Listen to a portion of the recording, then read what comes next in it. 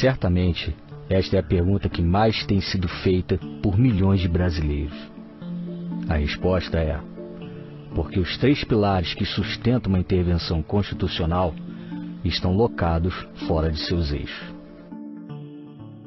Além de muitos enxergarem a intervenção constitucional como golpe militar, e há um abismo de distância entre um e outro, há um segundo erro gravíssimo de interpretação pela grande maioria das pessoas, adeptas ou não à intervenção, em especial os intervencionistas, a saber, a intervenção constitucional pretendida não é feita pelo comando das Forças Armadas, e sim pelo povo.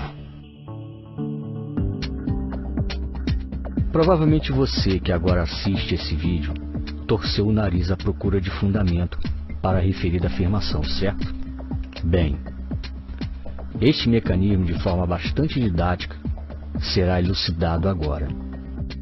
Segundo a Constituição Federal de 1988, que a partir de agora trataremos como CF, em seu artigo 142, há 4 portas, ou podemos chamar de gatilhos, capazes de acionar as Forças Armadas. A primeira porta, pela presidência de uma das 3 casas, legislativo, executivo ou judiciário. A segunda porta, em defesa da pátria, contra ataques de outras nações, pela lei e não pelo cumprimento da CF, e pela ordem, guerra civil, desobediência civil e paralisação do país. As Forças Armadas via comando, ou seja, seus generais, são acionadas se e somente se os 2 primeiros gatilhos forem acionados, mas os 2 últimos não. E aqui está o grande erro de interpretação feito pela grande maioria. Eles nunca tomarão a iniciativa, ou não será uma intervenção, e sim um golpe militar. Haja vista que as 3 casas jamais irão acioná-las, e também por não estarmos sob ataque de outros países. Mas o elemento central de uma intervenção está no acionamento justamente das 2 últimas portas, pois somente elas são capazes de iniciar uma intervenção constitucional. Certamente essa elucidação levou você que assiste esse vídeo a outra indagação. Mas como isso na prática é feito? Bem, temos 2 motivos constitucionais em nosso favor. O primeiro é que as 3 casas estão constantemente passando por cima da lei, a CF. E o segundo, algumas regiões já estão praticamente em guerra civil, e outras já aderiram à desobediência civil, como no caso de Santa Catarina, que 75% da sua população não declararam imposto de renda em 2017. Repare que mesmo sem se dar conta, o cenário do país está a se desenhar para o acionamento desse último gatilho. Mas para que de fato seja iniciado o processo de intervenção, é preciso rever 2 situações.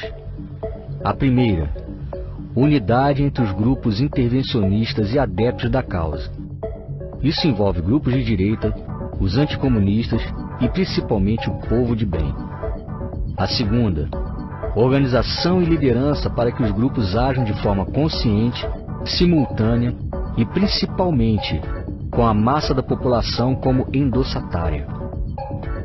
Há inúmeros grupos e adeptos à intervenção constitucional atuantes no país, e fora dele também. Mas há também 2 outros elementos capazes de enfraquecer cada vez mais a ideia de uma intervenção. O primeiro é o ego.